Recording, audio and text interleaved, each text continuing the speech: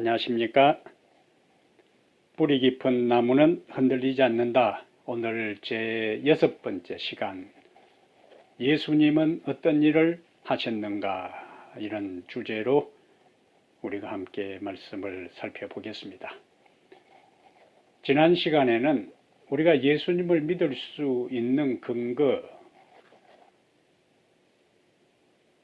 예수님이 어떤 존재인가, 예수님의 being에 대한 말씀을 함께 나눴습니다.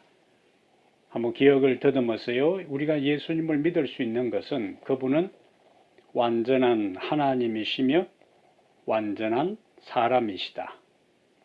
완전한 사람이기 때문에 인간의 모든 상황을 밑바닥부터 이해하시고 또 인간이 처해 있는 모든 문제를 해결할 수 있는 능력을 갖춘 하나님이시기 때문에 우리는 그분을 절대적으로 신뢰할 수 있다 하는 말씀을 보았습니다. 오늘은 그 연장선에서 그러한 분이 완전한 하나님이시고 완전한 사람이었던 그분이 도대체 어떤 일을 하셨기에 우리가 그분을 믿을 수 있는지를 한번 살펴보겠어요. 사람들은 자기를 소개할 때 자기의 양력과 경력을 말합니다. 이것은 자기가 그동안 해온 일이 바로 자기를 나타낸다고 생각하기 때문이죠. 그래서 우리 사회에서는 이력서, 자기가 살아온 삶의 이력서가 자신을 소개하는 데 필수적입니다.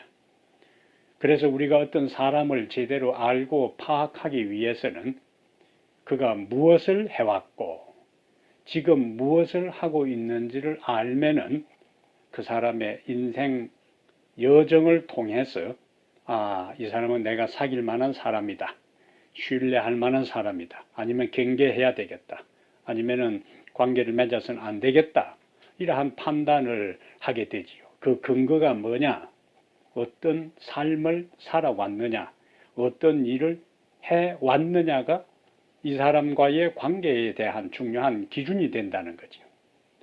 예수님에 대해서도 마찬가지란 겁니다. 예수님이 이 세상에 3년 반 동안 사실 때에 어떤 삶을 사셨는가 하는 것을 하나하나 우리가 살펴볼 때 그 결과를 가지고 우리가 그분에 대한 신뢰 여부를 결정할 수 있게 됩니다. 예수님의 행적, 예수님의 살아온 삶의 흔적, 여정을 알기 위해서는 예수님의 생애에 대해 기록한 제자들이 기록한 사복음서를 살펴보면은 예수님에 대한 생애를 우리가 알 수 있죠. 그런데 왜 하필이면 사복음서일까? 그냥 마태 혼자, 마가, 아니면 누가나 요한 한 권이면 되지. 왜 하나님께서 네 사람을 통해서 예수님의 생애를 기록하게 했을까 하는 의문이 가끔 들 때도 있습니다. 우리가 아는 대로 마태복음은 예수님을 유대인들에게 소개하기 위한 것이고 예수님을 왕으로 소개하잖아요. 왕에게 필요한 것은 족보입니다. 그래서 마태복음 1장을 열자마자 왕의 족보가 등장하지요. 의미를 모르면 지루하기 그지없지만은 그러한 이유를 알면 의미가 새롭게 다가옵니다. 마가복음은 로마 사람들에게 예수님을 전하기 위해서 기록한 책인데 그래서 거기는 예수님을 부지런히 섬기는 종으로서 기록합니다. 종에게는 족보가 필요 없어요. 그냥 꿍꿍 일만 하면 됩니다. 그다음에 누가복음은 그리스 사람들에게 예수님을 소개하기 위해서 기록한 복음으로 알려져 있는데요. 예수님을 인자, 사람의 아들로 소개합니다. 요한복음은 온 세상 사람들에게 예수님을 소개하기 위해 기록했는데 온 세상의 사람들에게 예수님을 소개하려면 왕도 안 되고 종도 안 되고 사람 인자만 가지고도 안 되고 그래서 하나님의 아들로 요한복음은 1장 1절부터 열자마자 말씀 하나님 되시는 그리스도를 소개하고 있지요. 그래서 마태, 마가, 누가, 요한 이 사복음서를 통해 예수님이 어떤 일을 하셨는지를 살펴보면 우리가 그 결과를 가지고 예수님에 대한 신뢰 여부를 결정할 수 있게 됩니다. 여기 이번에 마태복음 11장 2절부터 5절의 말씀을 우리가 보게 되는데요. 그 배경은 우리가 아는 대로 침례 요한이 헤롯이 자기 동생 아내를 취했을 때에 그것이 바람직하지 않다 하는 고등 기별을 전해서 미움을 받은 다음 그가 감옥에 투옥됩니다. 상식적으로 생각하면은 감옥에 투옥되어 있으면 예수님께서 만사를 제쳐놓고 자기 선구자 요한을 옥에서 기적적으로 구출하시든지 아니면은 와서 방문을 해서 격려를 하시든지 해야 되는데 예수님은 오히려 침례 요한이 감옥에 투옥되었다는 소식을 듣고 다른 데로 가시는 것을 보게 돼요. 요한의 마음에 갈등이 생기지요. 내가 예수가 메시아라고 전했는데 내가 전한 것이 사실일까? 사단은 그 기회를 타서 침례 요한과 또 요한의 제자들에게 시험을 하게 됩니다. 이러한 때에 2절에 보면은 요한이 옥에서 여기도 이제 중요한 단어가 뭐냐면은 그리스도의 하신 일입니다. 하신 일. 이게 키워드예요. 자기 마음속에 의문은 생기는데 들려오는 소문, 그리스도의 하신 일을 들으니까 메시아 같고 자기와의 관계에 있어서 찾아오지도 않는 걸 봐서는 메시아가 아닌 것 같고 헷갈리지요. 갈등을 겪다가 제자들을 보내서 3절에 예수께 여짜오되 오실 그이가 당신이 오니까 한마디로 뭡니까? 당신이 메시아가 맞냐 그거예요. 구약 성경에 예언된 메시아냐? 4절에 예수께서 대답하여 가라사대 예수님은 원래 요한의 3절 질문에 따르면은 논리적으로 내가 메시아가 맞다 아니다 yes no 대답해야 되는데 예수님은 요한의 질문에 다른 방향으로 대답해요. 너희가 가서 보고 듣고 보는 것을 요한에게 구하되 소경이 보며 안전뱅이가 걸으며 문둥이가 깨끗함을 받으며 귀머거리가 들이며 죽은 자가 살아나며 가난한 자에게 복음이 전파된다 하라. 다 뭡니까 그것이? 예수님의 하신 일이요. 하신 일. 요한은 당신이 메시아입니까? 아닙니까?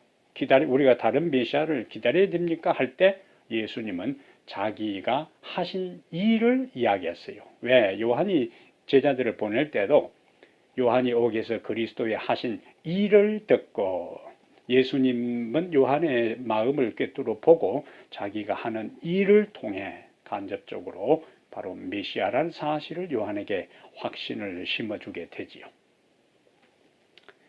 3번에 보면은 예수님의 제자였던 마태는 예수님의 사역, 이것도 일이요, 일, 봉사.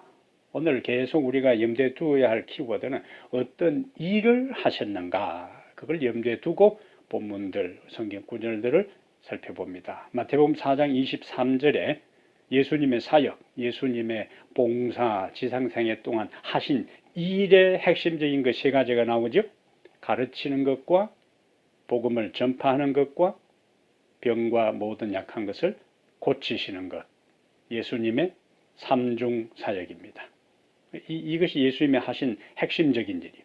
가르치는 일에 기초해서 교육, 오늘날 교회가 학교를 세우고 천국 복음을 전파하는 것에 기초해서 교회를 세우고 병을 고치는 것에 기초해서 병원을 세워서 예수님의 삼중 사역에 대한 것을 그대로 교회가 바톤을 이어받아 하는 것을 우리가 확인할 수 있습니다.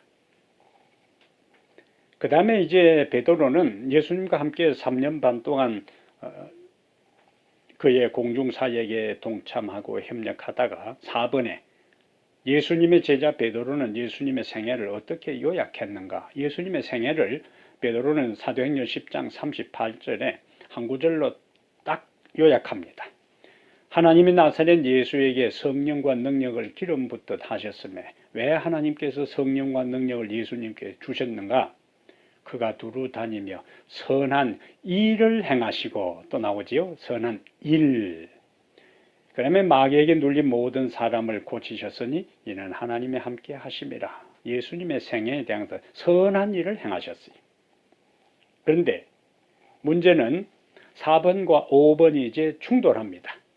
아름답고도 위대한 생애, 어떤 일요? 선한 일, 가르치시고 전파하시고 수많은 사람들의 병을 고치신 그분이 우리의 예상과는 달리, 우리의 기대와는 달리 마가복음 15장 5번에 가서요, 15장 15절에 가면은 빌라도에 의해서 십자가에 못 박히게 넘겨주는 모습을 보게 됩니다. 예수님이 지금까지 살아온 삶, 행한 일을 선한 일인데, 선한 일을 했으면 선한 일에 대한 대가를 그가 받아야 되는데 노벨상은 받지 못할지언정 그가 십자가에 죽는다. 그럼 여기서 우리가 던져야 할 질문이 있습니다. 이렇게 선한 일을 행하신 그분이 왜 십자가에 달려 죽게 되었는가? 그럼 분명히 이유가 있을 것이다 하는 겁니다. 자, 6번에요.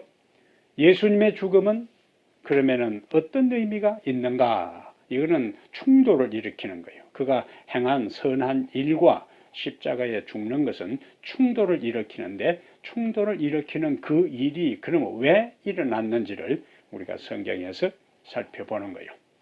6의 1에 마가복음 10장 45절에 예수님은 자기 목숨을 많은 사람의 대속물로 주려 함이라. 예수님의 죽음의 첫 번째 의미는 모든 인류의 대속물이다. 로마서 5장 8절에는 우리를 위하여 죽으심으로 하나님께서 우리에 대한 자기의 사랑을 확증하셨느니라. 예수님의 죽음의 두 번째 의미는 하나님이 우리를 얼마나 사랑하시는지를 증거하고 확증하고 확실하게 보여주신 것이다. 그럼 왜 십자가에 예수님의 죽으심이 하나님이 우리를 사랑하시는 것에 대한 확증, 확실한 증거가 되는가? 거기에 대한 답이 요한복음 3장 16절이 하나님이 세상을 이처럼 사랑하사 독생자를 주셨으니, 사랑은 가장 값지고 고귀하고 귀중하고 소중한 것을 주는 겁니다. 사랑의 극치는 가장 소중한 것을 주는 것인데, 가장 소중한, 하나님에게 가장 소중한 것, 당신의 사랑하는 아들을 인류를 위해서 주었기 때문에 바로 십자가의 예수님의 죽음은 하나님의 사랑이 인류에게 확증된 사건이다 하는 겁니다. 세 번째로 예수님의 십자가의 죽음은 히브리 2장 9절에 모든 하나님의 은혜로 말미암아 모든 사람을 위하여 죽음을 맛보려 하심이라.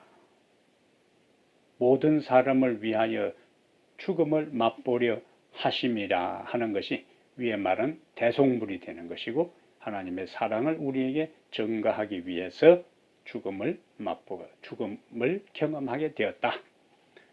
4에는요, 베드로전서 2장 24절에는 우리 죄를 담당했다 그렇게 했습니다. 친히 나무에 달려 그 몸으로 우리 죄를 담당하셨으니. 베드로전서 3장 18절에는 그리스도께서도 단번에 죄를 위하여 죽으사 의인으로서 불의한 자를 대신하셨으니, 여기 대조됩니다. 이는 우리를 하나님 앞으로 인도하려 하심이라. 예수님의 죽음의 다섯 번째 의미는 하나님과 우리의 연결 고리가 되는 거예요. 우리 스스로 하나님 앞에 갈 수가 없지요. 이미 단절되어 있기 때문에 어느 누구도 하나님과 인간 사이에 단절된 엄청난 그 계곡, 그 10년을 건널 수 있도록 아무도 할 수가 없는 겁니다. 그래서 우리를 하나님 앞으로 인도하기 위해, 그래서 요한복음 14장 6절에 내가 곧 길이요 그렇게 말씀하셨으니까, 예수님이 결국 죄로 인한 그 엄청난 죄의 10년 그 계곡을 예수님께서 가로지르는 길, 다리가 되어서 우리가 하나님 앞으로 가게 되었다. 거기에는 엄청난 대가가 필요한데, 하나님과 인간 사이의 다리가 다시 구원의 다리가 연결되는 야곱의 사닥다리와 같은 그것이 형성되는 데는 예수님의 죽음이 대가, 예수님의 목숨을 지불하는 것들이 있어야만이 그 연결고리가 이루어졌다 하는 것이죠. 그러면 왜 예수님께서 모든 사람을 위해 돌아가셨는가 하는 질문이 7번에 성경은 의인은 없나니 하나도 없다. 이게 처음 교회 나온 사람이 제일 기분 나빠하는 소리. 교회 와서 좀 위로를 얻고 용기를 얻고 기분 좋은 소리 들으려고 하는데 다짜고짜 의인은 없나니 하나도 없다. 다른 말 하면 모든 사람은 죄인이라고 할 때 기분 나빠하는 사람들이 많습니다. 그러나 차분하게 우리가 설명해야 할 것은 왜 모든 사람이 죄인인가? 7의 1. 신분적 죄인이라 그랬어요. 시편 51편 5절에 우리가 앞에서도 살펴본 구절입니다. 다윗이 모친이 죄 중에 나를 잉태했다. 본질이요. 그래서 시편 143편 2절에는 주의 목전에는 의로운 인생이 하나도 없다. 의로운 인생이 하나님 앞에는 사람 앞에는 그럴듯한 사람이 있어요. 우리가 위장을 할 수도 있고 포장을 할 수도 있습니다. 의로운 채 할 수 있어요. 그러나 하나님 앞에는 의로운 인생이 가끔 있는 게 아니라 하나도 없다. 그 다음에 솔로몬이 열왕기상 8장 46절에 그가 솔로몬 성전 봉헌 기도를 할 때에 이렇게 이야기해요. 범죄하지 아니하는 사람이 없사오니. 다시 그가 방탕한 삶을 살다가 회심한 다음에 기록한 전도서에서 7장 20절에 선을 행하고 죄를 범하지 아니하는 의인은 세상에 아주 없느니라. 예외 없습니다. 그러니까 하나님의 눈에는 모든 이 세상에 사는 존재들이 다 죄인이라는 거예요. 내가 그것을 인정하든 인정하지 않든 간에 성경의 정언은 모든 사람이 다 죄인이다. 그럼 죄인에게 있어서 특성이 있는데 그것이 바울이 로마서 7장 18절부터 20절에 있는 것처럼 죄의 성향을 가진 죄인들, 본질이 신분적으로 본질적으로 죄인이기 때문에 죄인의 특성이 나타나는데 그 특성이 뭐냐? 선한 것이 거하지 않고 선을 행하지 않게 되는 거예요. 예수님은 이 세상에 계실 때에 두루 다니며 착한 일, 선한 일을 행했지만은 바울이 고백한 것은 자기가 예수를 만나기 전에는 자기가 의롭고 선하고 그 다음에 내세울만 하다고 폼 잡는 인생이었지만 막상 예수를 만나고 깨닫고 보니까 자기 속에 선이 하나도 없다는 거예요. 선한 것을 행하는 것처럼 보였지만은 그것은 잘못된 이기적 동기로 이루어진 것이지 순수한 하나님이 보시기에 적합한 선은 아니었다 하는 고백이 바울의 7장에 자신의 긴 고뇌 속에 터져 나오는 음성입니다. 거기 이제 설명이 있는데요. 요즘 코로나 바이러스가 전 세계를 강타하고 있는데 코로나 바이러스 증상들이 있잖아요. 감기도 코기침을 하고 콧물을 흘리고 열이 나고 두통이 오고 또 온몸이 쑤시고 아픈 그러한 것들은 그것 자체가 감기가 아니잖아요. 감기 증상일 뿐이다. 현상이라는 거예요. 외부적으로 드러나는. 그래서 우리는 본질적인 죄와 죄의 결과로 나타나는 행위에 대한 것들을 좀 정확하게 구분하고 구별할 필요가 있다고 생각이 들어요. 일반적으로 사람들은 죄를 도덕적인 측면으로만 많이 접근을 하는 것 같습니다. 외부적으로 거짓말을 한다, 속인다, 사람을 죽인다, 도둑질을 한다, 욕심을 부린다. 도덕적인 범주, 윤리적인 범주로서의 죄를 접근하다 보니까 자기 나름대로 봉사하고 도네이션도 많이 하고 또 그렇게 정직하게 산다고 하는 사람에게 당신 죄인이기 때문에 예수님이 필요하다. 예수님을 믿어야 의인이 되고 구원받는다 할 때는 선뜻 그들이 잘 받아들이지를 않아요. 또 법 없이도 살 사람이라고 평가받는 사람일수록 쉽게 복음을 받아들이지를 않습니다. 그러한 문제가 어디서 발생하는가? 도덕적인 측면으로 죄의 결과, 열매, 현상적인 측면으로 죄를 우리가 이해하고 있었고 그렇게 가르쳤기 때문에 나타나는 것으로 봅니다. 특히 한국 같으면은 유교적인 영향이 있어가지고 죄라는 것들을 행위, 도덕적인 기준으로 접근하는 경우가 많이 있어요.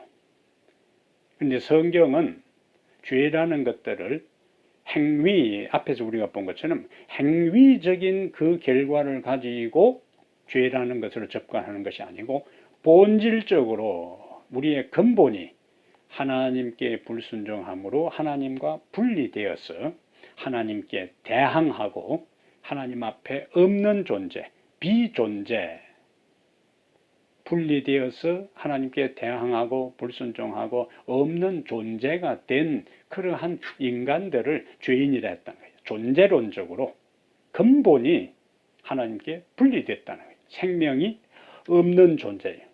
그래서 생명이 없는 것은 다 어떤 것이든지 생명이 없는 것은 썩게 되어 있습니다. 냄새를 풍기지요.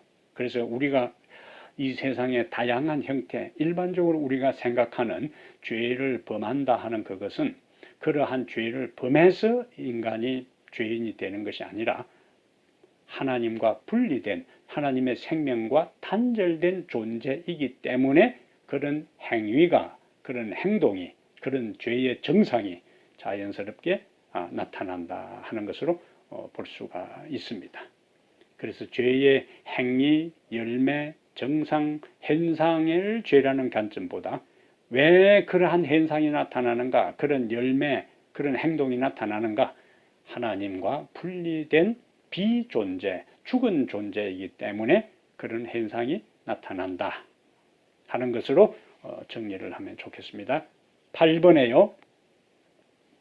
범죄한 인간의 운명은 무엇인가? 자, 그러면은 근원적으로 하나님과 분리된 비존재의 그 모습이 로마서 6장 23절에 죄의 삭선 사망이요. 이제 죽음과 연결되잖아요. 에스겔 18장 4절에도 범죄하는 그 영혼이 죽으리라. 범죄하는 그 영혼이 죽으리라. 그러면 9번에 가서 죽음에 대한 개념을 조금 더 세 가지로 정리를 하면은 모든 인간의 운명이 죽음이라면 그 죽음에는 어떤 종류가 있는가? 에베소 2장 1절과 마태복음 8장 22절을 보면은 에베소 2장 1절에는 바울이 에베소에 보낸 편지에서 허물과 죄로 죽었던 너희를 살리셨도다. 여기 죽었던 무엇으로? 허물과 죄로. 근데 그때 에베소 사람들은 바울의 편지를 읽고 듣고 있었어요. 설명하고 있었습니다. 그런데 그들을 과거에 뭐라고 했는가? 허물과 죄로 죽었던 사람이라 그랬고, 예수님은 마태복음 8장 22절에 죽은 자들이 그들의 죽은 자들을 장사하게 하고 너는 나를 따르라. 한 사람이 먼저 선생님 제 아버지를 장사하고 예수님을 따르게 해 주십시오라는 그 질문에 예수님이 대답한 내용이에요.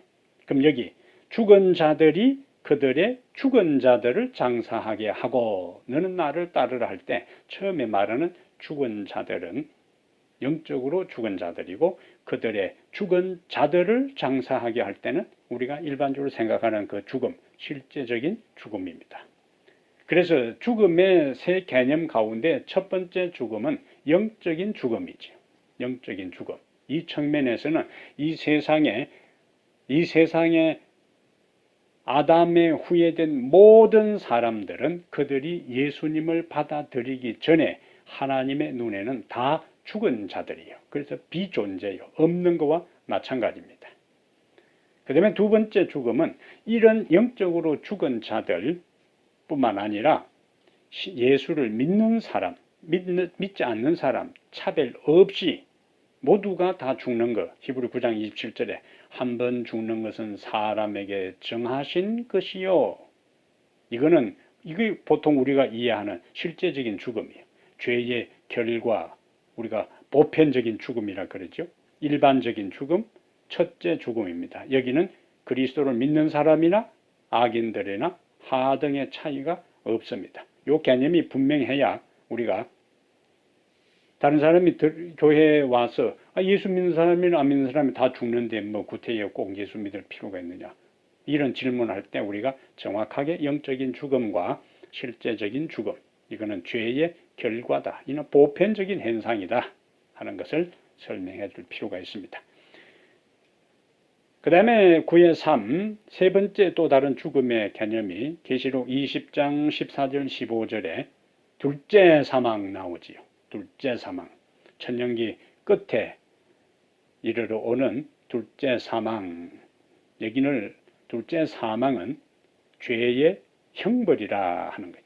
첫째 사망은 보편적인 사망이고 일반적인 사망이고 예수 믿는 사람이나 안 믿는 사람이나 누구에게나 하등의 차이 없이 차별 없이 임하는 것이고, 천년기 후에 이르는 둘째 사망은 죄의 결과가 아니고 죄의 형벌이고 대상은 악인들이다. 자, 그 다음에 이제 10번으로 가보겠습니다. 사람은 스스로 자신의 죄와 죽음 문제를 해결할 수 있는가? 그러면 인간에게 보편적인 죽음이 임하여 온다면은 사람이 스스로 자신의 죄 문제, 비존재, 하나님 앞에 없는 존재, 그리고 인간의 그 죄의 결과로 다 일반적인 죽음, 1차 죽음, 죽음의 결과에 이르게 되는데 그 문제를 인간 스스로 해결할 수 있는가? 자, 첫 번째는 전적 부패라 그랬어요. 전적 부패. 켈빈은 5대 강령 가운데 전적 타락 1번이 전적 타락입니다. 전적 부패요. 내 속고 내 육신에 선한 것이 그하지 아니한 줄 아노니 다 망가졌다는 거예요. 다 망가졌고 그 다음에 전적으로 무능력하다. 이것은 아프리카 이디오피아 사람이 그 까만 피부를 표범이 알록달록한 반점을 바꿀 수 없는 것처럼 우리 스스로 선을 행할 수 없다. 불가능이죠. 다 망가졌고, 왜냐하면 위에 로마서 7장 18절하고 예레미야 13장 23절은 서로 짝을 이루잖아요. 육신의 선한 것이 전혀 그하지 않기 때문에 선을 행할 수 없는 것은 당연한 겁니다. 그러면 어떻게 해야 되는가? 11번에 누가 절망적인 전적으로 부패되어 있고 전적으로 무능한 인간의 구원자가 될 수가 있는가? 여기서 우리의 구원자의 필요가 등장하는 것을 부각시켜야 되는 거예요. 사도행전 4장 12절에 베드로가 설교합니다. 다른 이로서는 구원을 받을 수 없나니 천하 사람 중에 구원을 받을 만한 다른 이름을 우리에게 주신 일이 없다. 이건 다른 말로 하면 예수님을 통해서만이 구원의 희망을 가질 수 있다는 것을 보게 됩니다. 그러면 왜 예수님만이 12번에 왜 예수님만이 인류의 구원자가 될 수 있느냐? 유명한 다른 사람 성인 군자들도 많이 있는데 왜 하필이면은 예수님만이 유일하게 우리의 구원자가 되실 수 있는가? 12번에 베드로전서 2장 22절에 그는 죄를 범하지 아니하시고 그 입에 거짓도 없으시며, 야고보는 야고보 3장 2절에 우리가 다 실수가 많으나 만일 말에 실수가 없으면 다 온전한 사람이라 했는데 말에 실수가 없는 사람이 이 세상에 있습니까? 아무도 없어요. 그러니까 다 온전하지 않다는 거예요. 근데 예수님은 죄를 범하지 아니하시고, 앞에서 모든 인간은 본질적 죄인이고 행위로 죄를 지었고, 그런데 그는 죄를 범하지 않았고 유일한 분이다. 유일한, 죄를 짓지 않은 유일한 분이 바로 예수님이시다.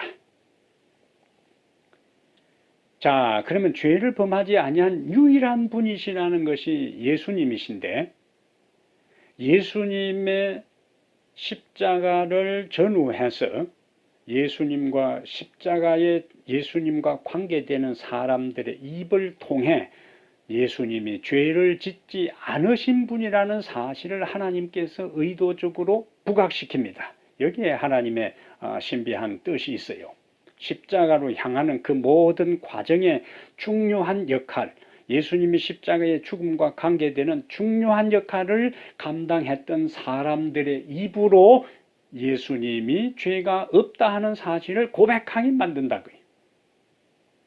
이 부분을 우리가 놓치지 말아야 됩니다. 자, 12번 소 1에 예수님을 판 유다는 예수님의 무죄하심을 어떻게 말했는가? 유다가 마태복음 27장 3절 4절에 내가 무죄한 피를 팔고 죄를 범하였도다. 팔아놓고도 뭐라고 고백해요? 무죄한 피를 팔고 죄를 범했다. 예수님의 죄가 없는데 내가 팔아넘겼다고 이야기하고, 그 다음에 누가 예수님에게 사형 선고를 내렸어요? 누가복음 23장 4절과 14절에 빌라도가 당시 총독으로서 예수님에게 사형 선고를 내렸는데, 여기에 또 그가 스스로 모순된 말을 해요. 빌라도가 대제사장들과 무리에게 이르되 내가 보니 이 사람에게 죄가 없도다. 죄가 없으면 사형 선고를 내리지 말아야지. 그런데 사형 선고를 내려놓고 십자가에 내려고 계획을 하면서 이 사람에게 죄가 없도다.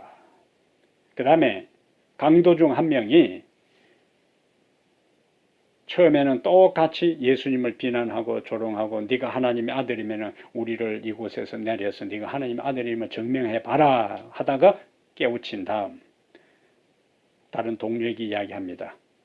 이 사람이 행한 것은 옳지 않은 것이 없느니라. 그러면 팔아넘긴 유다도 죄 없다. 상승고를 내린 빌라도도 죄 없다.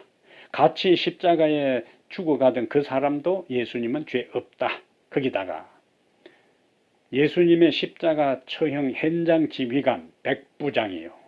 이 사람은 사람들을 십자가에 못 박는 현장 지휘관 이골이 난 사람이에요. 그런데 그 백부장이 예수님이 죽어가는 마지막 그 장면들을 그가 그 현장에서 마지막까지 지켜보면서 하나님께 영광을 돌려 가로되 이 사람은 정녕 의인이었도다. 특이하잖아요, 여러분. 팔아넘긴 사람도 사형 선고한 사람도 같이 죽어가던 사람도 현장 십자가에 못 박아 죽인 현장 지휘관도 예수님을 뭐라고 했어요? 죄 없다. 그래서 죄 없다 그것은 베드로전서 2장 22절에 그는 죄를 범하지 아니하시고 무죄한 죄 없는 의인이라는 사실을 팔아넘긴 사람과 사형 선고를 내린 사람과 같이 죽어가는 사람과 현장 지휘관의 입을 통해서 하나님은 자신의 아들이 무죄함을 그곳에서 부각시키는 거예요. 웅변적으로 증언하게 합니다. 그래서 죄 없는데 그러면 왜 십자가에 돌아가셨는가? 그것을 여기서 성경의 저자들은 말씀하고 있는 거예요. 이유가 있을 것이다. 그래서 13번에 예수님의 사명은 아들을 낳으리니 이름을 예수라 하라. 이는 그가 자기 백성을 그들의 죄에서 구원할 자이심이라. 예수님의 사명입니다. 구원자. 그러면 구원자가 되기 위해서는 어떤 과정이 필요한가? 14번이요. 히브리 9장 22절에 율법을 따라 그의 모든 물건이 피로서 정결하게 되나니 피 흘림이 없은즉 사함이 없느니라. 피를 흘려야 인간 죄에서 구원할 수 있는 길이 있음을 여기서 강조합니다. 15번에 로마 사람들은 도주하는 노예들이나 극악무도한 죄수들, 여기 극악무도한 죄수들을 십자가에 처형했어요. 근데 예수님이 일반적으로는 도망한 노예들이나 극악무도한 죄수들을 십자가에 처형했는데 왜 예수님이 십자가에 처형당했느냐 하는 질문이 자연스럽게 나오지요. 16번에 하나님께서는 죄인 대신 누구를 죄로 삼으셨는가? 고린도후서 5장 21절에 하나님이 죄를 알지도 못하신 일을, 그 다음에 우리를 대신하여 죄를 삼으신 것은, 원래 죄가 있었으면 대신할 것도 없어요. 근데 죄를 알지도 못하신 그 무죄하신 그분, 의로우신 그분을 우리를 대신하여 죄를 삼으신 것은 우리로 하여금 그 안에서 하나님의 의가 되게 하려 하심이라 말씀하셨어요.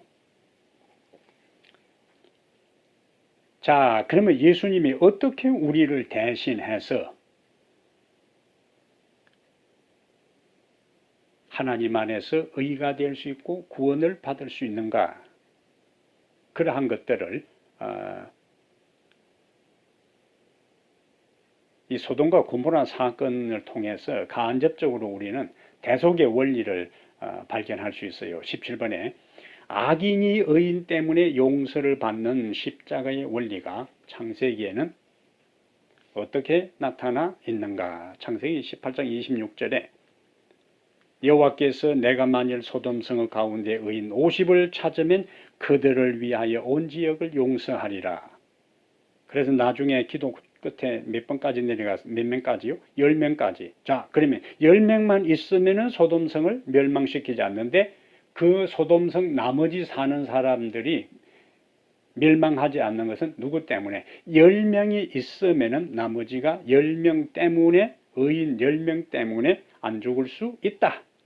그럼 범위를 확대해서 의인, 완전한 의인, 완벽한 의인 예수 한 분으로 인해서 온 인류가 구원받을 수 있는 길이 열리게 되었다는 거예요. 자, 19번에 가서요. 예수님께서는 왜 죽으셔야 했는가? 그러면은 그분이 의로우시다는 사실만으로 충분하지 않는가? 왜 그분은 갈바리 십자가에서 무서운 죽음을 당하셨는가? 시편 89편 14절에 의와 공의가 주의 보호자의 기초라. 여기 의와 공의 나오지요. 자, 소돔과 고모라 이야기에서 10명 때문에 10명이 있었어요. 카운트를 해보니까. 그래서 나머지 사람들이 다 살았다. 그러면은 나머지 사람들이 어떻게 생각하겠어요? 하나님은 사랑과 자비의 하나님이라고 생각할 수 있습니다. 그런데 하나님은 사랑의 하나님과 동시에 공의의 하나님인데 죄인들은 마땅히 형벌을 받아야 되는데 그냥 용서해 주었다. 의인 10명 때문에. 그러면 하나님의 공의는 문제가 생기는 거예요. 공의라 하는 것은 법대로 공정하게 죄를 묻는 것, 죄를 집행하는 것인데 사랑의 하나님과 동시에 공의의 하나님이 다 충족돼야 되는데 누가 그러면은 누군가 그 범한 죄에 대한 대가를 지불해야 되는데 안 되잖아요. 그러니까 여기서 공의의 하나님에 대한 것들을 충족시키기 위한 것이 20번에 예수님은 하나님의 공의를 충족시키기 위하여 누구 대신 저주를 받으셨는가? 구약에 신명기 21장 23절과 신약의 갈라디아 3장 13절은 여기에 대한 중요한 통찰을 우리에게 깨닫게 해줍니다. 자, 나무에 달린 자는 하나님께 저주를 받았다. 이 개념을 바울은 신명기 21장에 모세가 한 이 이야기를 바울은 갈라디아 3장 13절에서 차용합니다. 그리스도께서 우리를 위하여 저주를 받은 바 되사 율법의 저주에서 우리를 속량하셨으니 기록된 바 나무에 달린 자마다 저주 아래에 있는 자라. 그러니까 하나님께서 사랑의 하나님이 죄 지은 인류를 용서하시려면은 그것이 합법적인 근거가 있어야 된다는 거예요. 처벌하지 않고 사랑의 하나님이니까 무조건 용서해서는 안 된다는 거라. 하나님께서는 죄인을 합법적으로 용서하기 위하여 죄에 대한 누군가 책임을 져야 되니까 형벌을 받아야 되니까 그 율법이 요구하는 그것을 누구에게? 예수님에게 쏟으셨다는 거예요. 그래서 예수님은 인간 대신 저주를 받았고 예수님은 인간 대신 죄의 형벌을 받았고 심판을 받았어요. 우리 대신 저주, 형벌, 심판을 받았습니다. 그럼 앞에서 우리가 첫째 사망과 둘째 사망을 살펴봤는데요. 왜 둘째 사망, 천년기 이후에 악인들이 다 죽고 의인들은 그곳에 면제가 되는가? 그 부분들을 우리가 이제 조금 더 22번에 가서 살펴보겠습니다. 21번에 예수님께서 죄인을 대신하여 형벌을 받으신 것을 성경은 어떻게 말하고 있는가? 이사야 53장 5절에 그가 찔림은 우리의 허물이요 상함은 우리의 죄악 때문이요 징계를 받음으로 우리는 평화를 누리고 채찍에 맞음으로 우리는 나음을 받았도다. 하나님의 죄의 영원한 형벌, 최종적인 것은 죽음이요. 그것은 죄를 범한 죄인이 그 형벌을 받아 죽든지 그들을 죄인에서 구원하기 위해 예수님이 친히 담당하시든지 둘 중에 하나예요. 근데 죄의 형벌은 영원한 죽음이기 때문에 죄인이 자신의 죄의 형벌을 받게 되면 죽음으로 끝나버려요. 그래서 하나님께서는 인간의 죄에 대한 심판의 형벌을 아들 예수님이 담당하게 하신 것입니다. 그래서 22번에 예수님이 십자가에서 경험한 죽음은 어떤 것인가? 히브리 2장 9절에 죽음의 고난 받으심으로 말미암아 그리고 모든 사람을 위하여 죽음을 맛보려 하심이라. 모든 사람을 위하여 죽음을 맛봤다는 것은 모든 사람을 위하여 하나님의 저주, 심판, 형벌을 받으셨다는 거예요. 그러면 이제 앞에서 던진 질문, 그러면 왜 천년기 후에 둘째 사망에서는 하나님을 믿는, 예수님을 믿는 사람들은 왜 예외가 되는가? 그것이 여기 갈라디아 20절에 내가 그리스도와 함께 십자가에 못 박혔다. 골로새 3장 4절에는 너희가 죽었고, 디모데후서 2장 11절에는 우리가 주와 함께 죽었으면 또한 함께 살 것이요. 그럼 우리가 언제 죽었어요? 예수님이 십자가에 달려 돌아가신 것이 나를 위해서 돌아가셨고 내 죄를 대신했고 심판을 받았고 저주를 받았고 형벌을 받았다는 사실을 내가 받아들이고 믿는 순간에 우리도 그때 십자가에 죽은 거예요. 그것을 바울이 십자가에 함께 못 박혀 죽었다. 그러니까 예수님이 십자가의 형벌을 지불한 걸 믿는 순간에 나도 거기에 함께 죽었으니까 죄의 형벌이 다 끝난 거예요. 그래서 죄의 형벌인 둘째 사망에는 예수를 믿는 사람이 해당되지 않게 되는 겁니다. 예수님은 십자가에서 우리를 대신하고 대표하여 둘째 사망을 경험하셨어요. 예수님께서 우리 대신 우리를 위해 십자가에 죽으셨기 때문에 우리에게 해당되었던 영원한 죽음의 형벌, 둘째 사망을 다시 받을 필요가 없게 된 것입니다. 자, 그러면 23번에 이러한 구원의 원리를 깨달은 사람은 이제 어떻게 살아야 하는가? 고린도후서 5장 15절에 그들을 대신하여 죽었다가 다시 살아나신 이를 위하여 살게 하려 함이라. 십자가를 제대로 깨달은 사람은 이제 사는 목적이 달라져요. 우선순위가 달라집니다. 인생에 살아가는 의미가 달라지게 되지요. 이전에는 나를 위해서 눈앞에 있는 것만을 위해 살다가 이제는 나를 대신하여 죽었다가 살아나신 그분을 위해서 이제 살아가는 겁니다. 여기에 혁명적인 그리스도인의 삶의 변화가 일어나지요. 이 십자가에 대한 것들을 제대로 이해할 때 예수님 24절에 내가 땅에서 들리면 모든 사람을 내게로 이끌겠노라. 그래서 우리는 예수님께로 이끌어가는 겁니다. 나를 대신해서 저주를 받으시고 심판을 받으시고 형벌을 받으시고 나는 그분과 함께 영원히 살 수 있는 길을 열어주신 그것을 제대로 깨달은 사람은 하나님 안에서 인생에 사는 목적이 달라진다는 거지요. 자, 다음의 진리들을 마음에 믿고 받아들인다면 각 진술에 표하여 당신의 결심을 표현하라. 하나하나 십자가의 영적 의미를 바르게 이해할 때 그리스도께로 가까이 나가게 된다. 십자가에서 죄의 본질과 사단의 본성이 온 우주 앞에 드러났다. 성경은 모든 사람들이 경험하는 죄의 결과인 첫째 사망과 그리스도를 끝까지 거절한 자들이 경험하는 둘째 형벌인 둘째 사망을 말하고 있다. 예수님은 십자가에서 죄의 형벌인 둘째 사망의 경험을 하셨다. 하나님께서는 죄인 대신 그리스도를 죄로 삼으셨다. 예수님이 죽으신 이유는 하나님의 공의를 증거하기 위함이다. 예수님은 인간 대신 죄의 형벌 곧 하나님의 저주를 십자가에 받으셨다. 나는 위의 모든 진리를 나에게 주신 것으로 받아들이며 십자가의 사랑을 실천하며 생활하겠다. 아멘. 잠깐 기도합니다. 좋으신 우리 하나님, 존귀한 아들 예수 그리스도를 우리에게 보내주셔서 우리를 대신하여 우리를 위하여 심판을 받으시고 저주를 받으시고 형벌을 받으셔서 우리가 다시 살 수 있는 길을 열어주시니 감사합니다.